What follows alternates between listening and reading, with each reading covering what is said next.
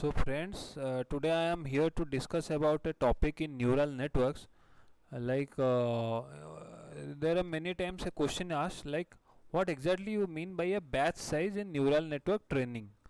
Okay, so in neural network, like after you create the model, like you create the model using sequential, and then you like this is for Keras library. Okay, so and you add this dense network and all, so there comes a point like where you have to use the fit function in Keras. So it has two hyperparameters which has to be tuned. One is the number of epochs and the other is the batch size.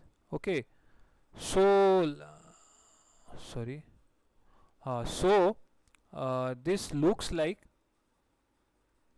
this looks like I have model dot fit xy epochs is equal to 150 and batch size is equal to 10. Okay, so x is the input, y is the supposedly output that we are giving while training, and number of epochs is 150 and batch size is 10. Okay, what do we mean by number of epochs and batch size? Okay, one epoch comprises of using all the training sample. Let's say I have 400 training samples. If I use all these 400 training samples to train my neural network, this is called as one epoch. So if I am using 150 epochs, that means these 400 samples, they will be used 150 times. Like one epoch will comprises of using 400 samples of data, 150 epochs will comprises of running this same thing 150 times. So this is called as epochs is equal to 150. And what do we mean by batch size is equal to 10? Like now one epoch we have 400 samples. So if I'm using batch size of 10, okay, so my neural network it has an input layer. Okay, this is my input layer, this is my hidden layer, and now this is my output layer. Okay, so initially like when my neural network is fully connected, so these parameters they will be set to some random values. Okay, so random values are being set here. Now if I give a batch size of 10, what does this mean? Like after 10 training samples have been used, the error it is used for, to update the weights in this neural network. So this is the importance of batch size. We use the after depending on the batch size, we decide after how many training samples we will be updating the weight.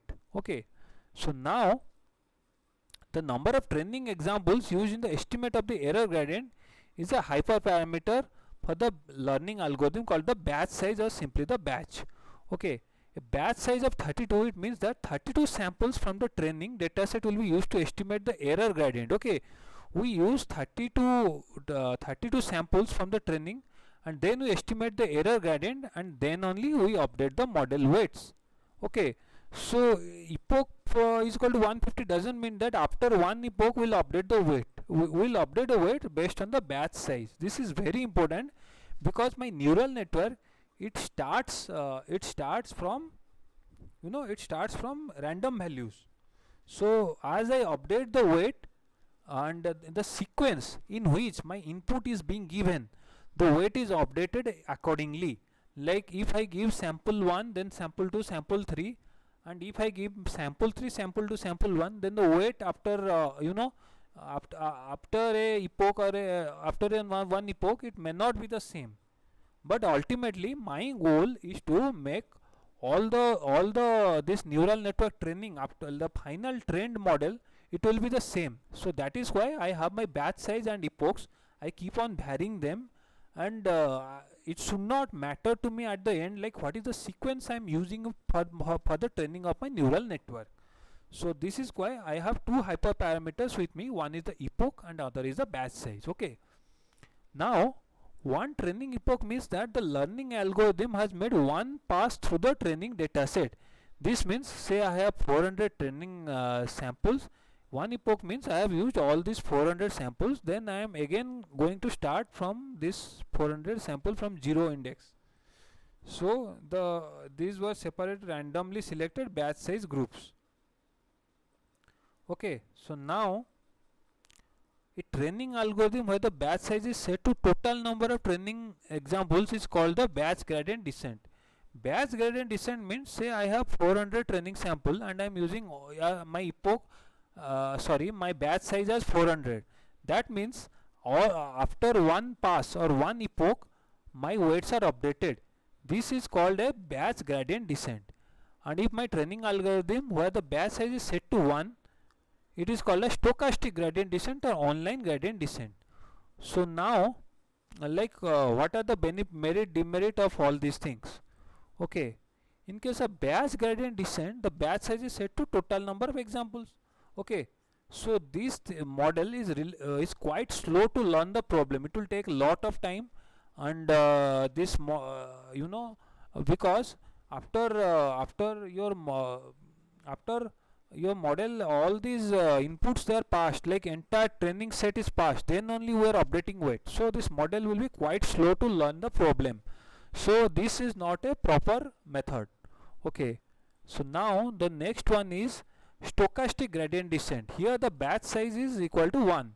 Now if I give my batch size is 1, this means after one training sample the weight is updated, then again one sample is given, then again the weight is updated, and so on it goes on. So this training process becomes quite unstable, and there are violent changes to the model. So the learning, what we do, we change the learning rate.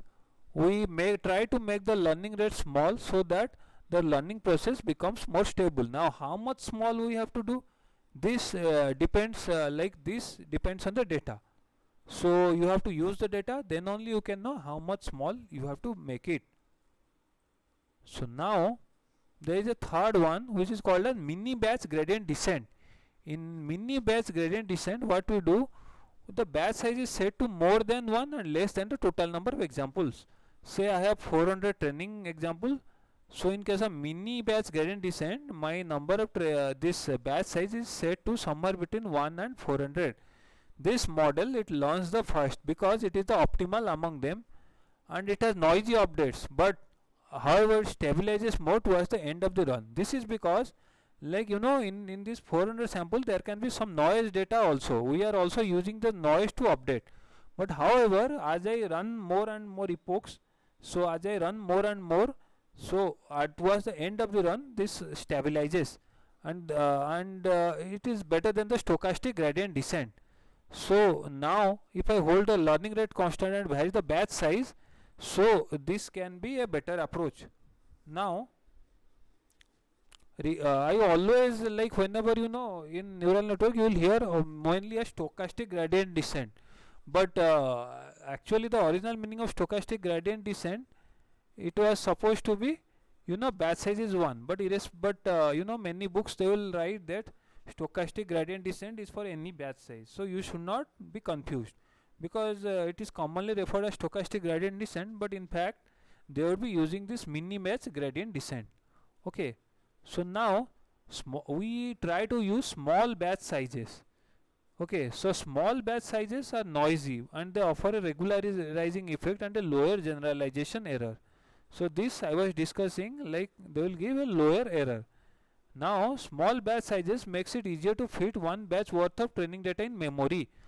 So small batch size makes it memory effective also.